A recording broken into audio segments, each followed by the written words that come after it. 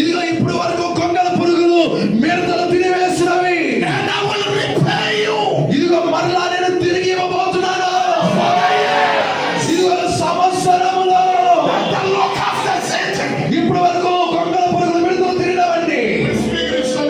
ఇప్పుడు దేవుడు ఒక తిరిగి పునర్నిర్మాణం చేయబోతున్నాడు. దేవుడు తిరిగి పునర్నిర్మాణం చేయబోతున్నాడు. దేవుడు తిరిగి పునర్నిర్మాణం చేయబోతున్నాడు. ఇదిగో మన ప్రభువు ఆనందించబోతున్నాడు. దేవుని యొక్క పని, ఆయన యొక్క పని జరగబోతున్నది. మన యొక్క స్వాతంత్రము. ఇదిగో మనమందరము లేచి నిలబడి ప్రకాశించాలి. మనము ప్రకాశించాలి. చెప్పుడు గాక.